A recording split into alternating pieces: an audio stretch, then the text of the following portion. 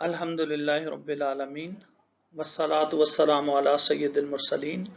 Amma ba'd, fa'udhu billahi minash shaitanir rajim. Bismillahir Rahmanir Rahim. Rabbi sharah li sadri wa yassir li amri. Wahlul uqdatum min lisani yafqahu qawli.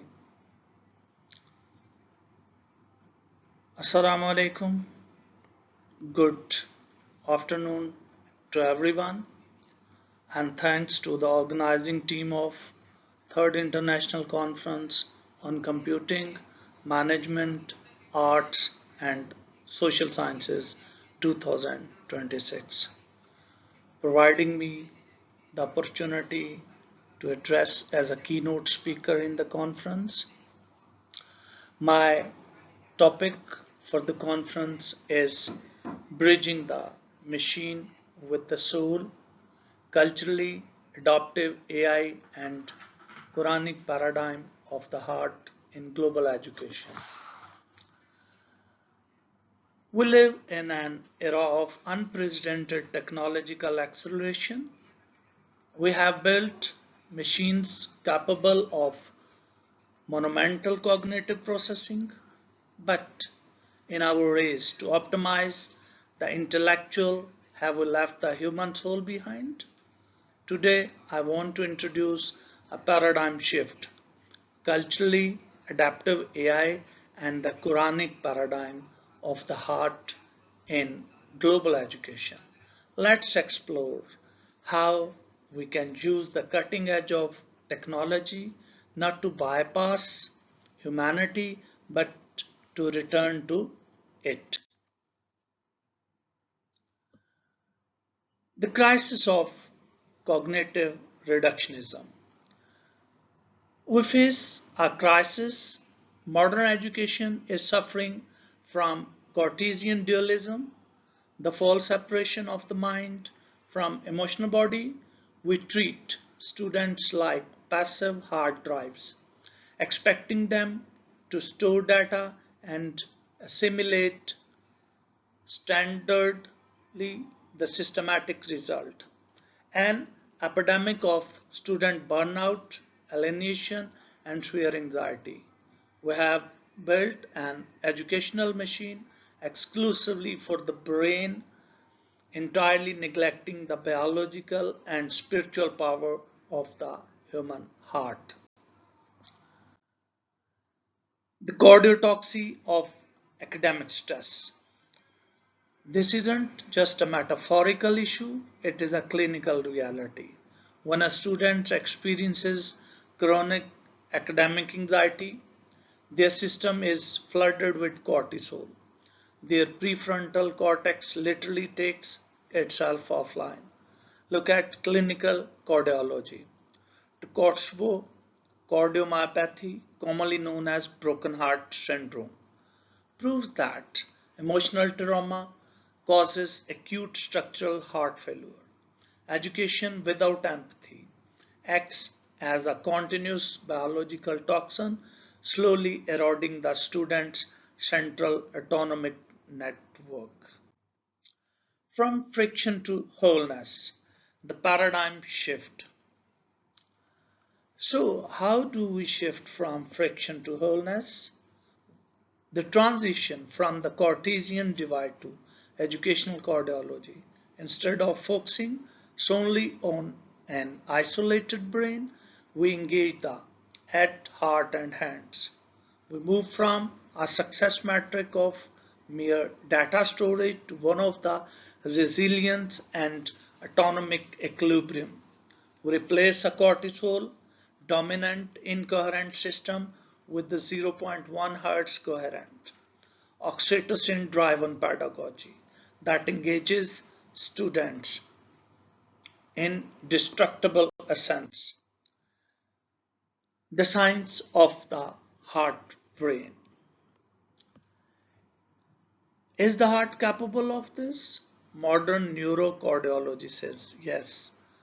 The heart is not mere a mechanical pump. It is a sensory organ and an active information processing center. It possesses an intrinsic nervous system of roughly 40,000 neurites. Crucially, the communication is asymmetrical. The heart sends significantly more neurological signals up to the brain than it receives down.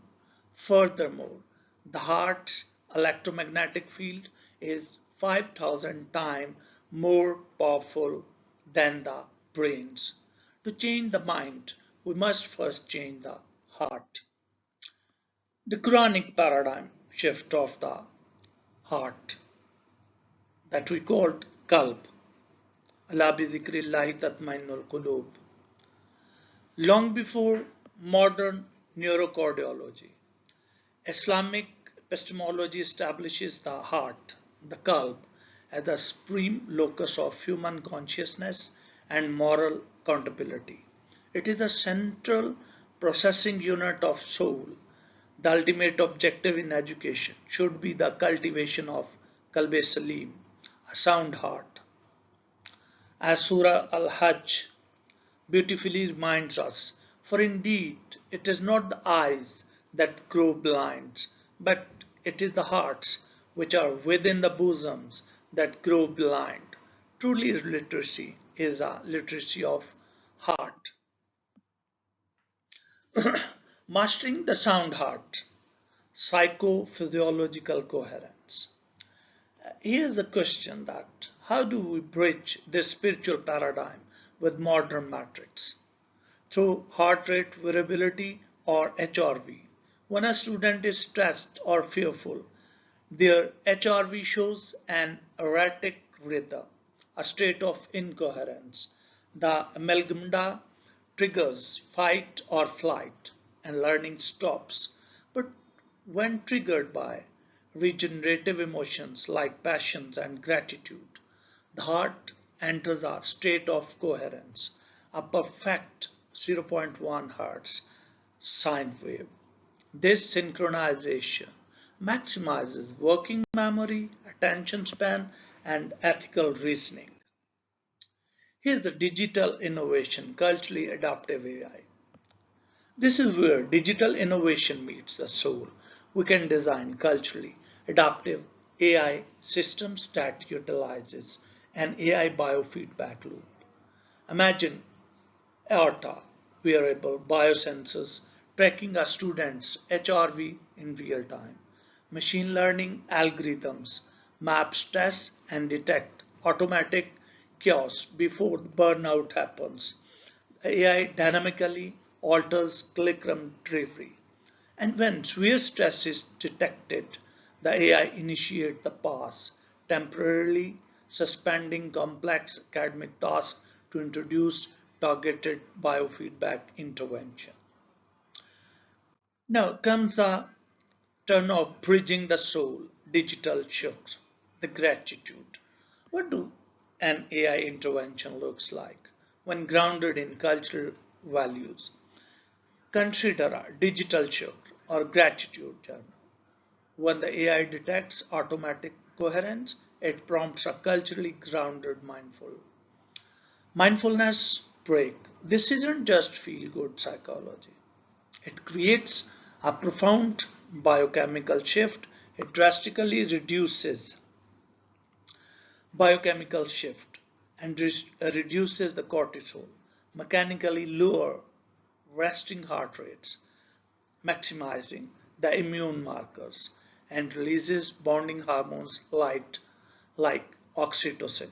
We effectively transition the virtual classroom from an arena of biological threats into a haven of resilience. Senses a unified pedagogical standards. In conclusion, true digital innovation doesn't mean replacing humanity with cold code. It means aligning the biological, the technological, and the spiritual into a unified pedagogical standards by mapping neurocardiology to the Quranic paradigm of the Qalb and empowering it with adaptive technology. We achieve transformational, resilient learning.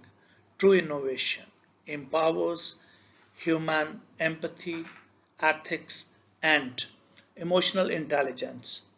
Let's build an educational future that aligns the head with the heart. Thank you very much.